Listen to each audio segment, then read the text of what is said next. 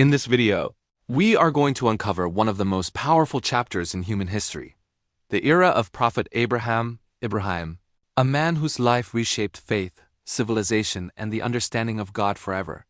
Who was the man who dared to challenge an entire empire's beliefs? Why did one young individual stand alone against idols worshipped for generations? How did a simple act of questioning lead to divine fire turning into peace? And what secrets lie behind the sacred events that unfolded during the time of Prophet Ibrahim, events that still influence billions of lives today? These questions may disturb your certainty, challenge your beliefs, and force you to rethink what true faith really means. As we move forward, each of these questions will be answered, one by one, through the real events that shaped history itself. Before we begin, make sure to like this video, follow the channel for more deep historical and biblical content, and comment below if you have any questions or thoughts. Your engagement helps this message reach more people seeking truth. The story begins in a world drowned in idol worship, false power, and blind tradition. Prophet Ibrahim was born into a society where idols were not just symbols, but the foundation of social order, political control, and religious authority. His own father was among those who crafted idols, selling them to people who believed these lifeless objects could bring fortune, protection, and guidance. From a very young age, Ibrahim possessed a mind that refused to accept inherited falsehood. He observed his people, their rituals, their prayers, and their unquestioning obedience to stone and wood, and something deep within him rejected it all. Ibrahim began asking questions no one dared to ask. How could something created by human hands be worthy of worship? How could idols that could neither hear nor see hold power over human destiny? His questions were not welcomed.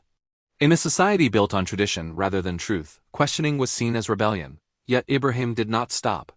His search for the true God took him beyond idols, beyond stars, beyond the moon and the sun. He observed the heavens and recognized that anything which rises and sets cannot be divine.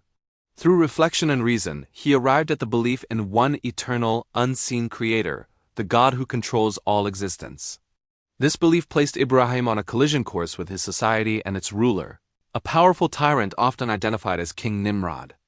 Nimrod claimed divinity for himself, asserting control over life and death, ruling through fear and deception. When Ibrahim challenged him, stating that true life and death belong only to God, the confrontation exposed the emptiness of Nimrod's claims. Yet power rarely surrenders to truth willingly. Instead of reflection, the ruler chose punishment. One defining moment changed everything.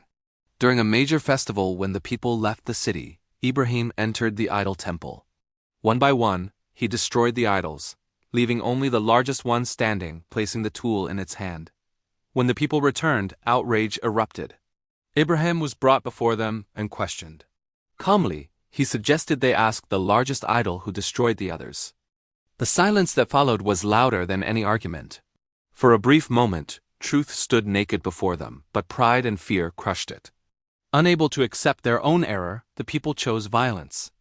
They decided to burn Ibrahim alive as a warning to anyone who dared challenge their beliefs.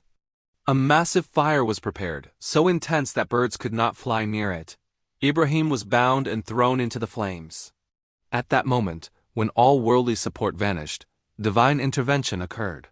God commanded the fire to become cool and peaceful. What was meant to destroy became a sign. Ibrahim emerged unharmed and the truth was proven, but still many refused to accept it. This moment marked the beginning of Ibrahim's migration. Rejected by his people, opposed by his family, and targeted by rulers, he left his homeland for the sake of faith. His journey was not one of comfort but of obedience. Wherever he went, he called people toward the worship of one God, laying the foundation for monotheism that would shape future generations.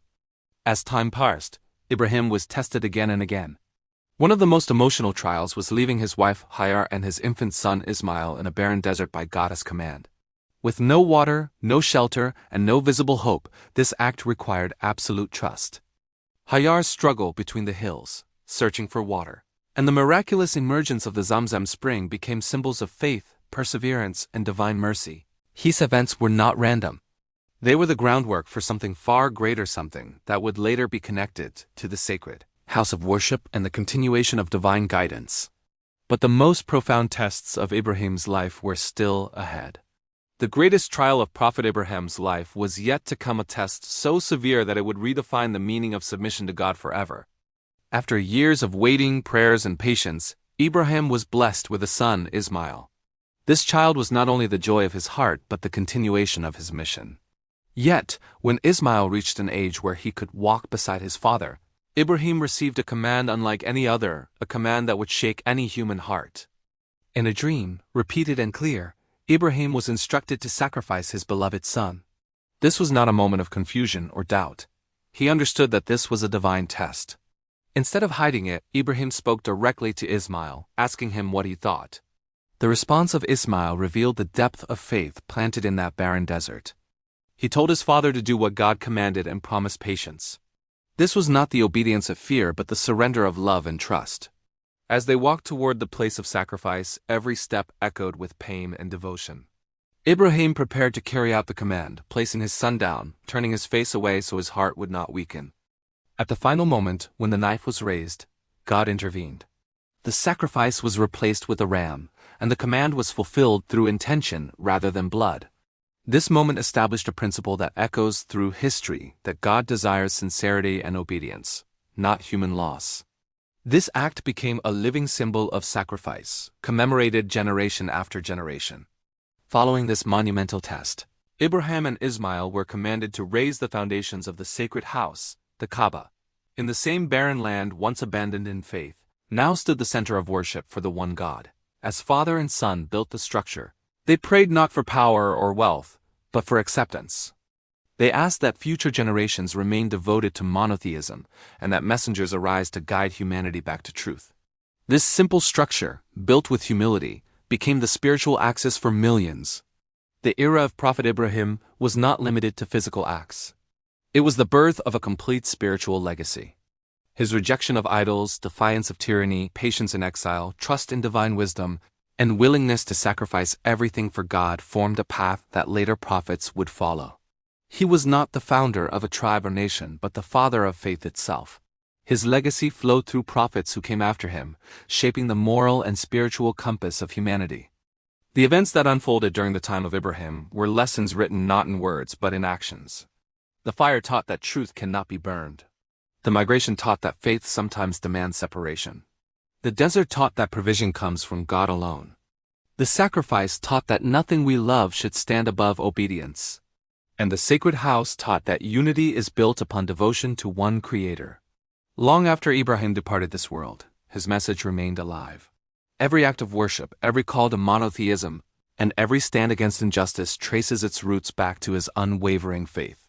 He was a man who stood alone when standing alone meant everything. His life reminds humanity that true belief is not inherited, it is chosen, tested, and proven through sacrifice. As we reflect on these events, one question remains for every generation. When truth challenges comfort, and faith demands sacrifice, will we choose ease, or will we choose the path of Ibrahim?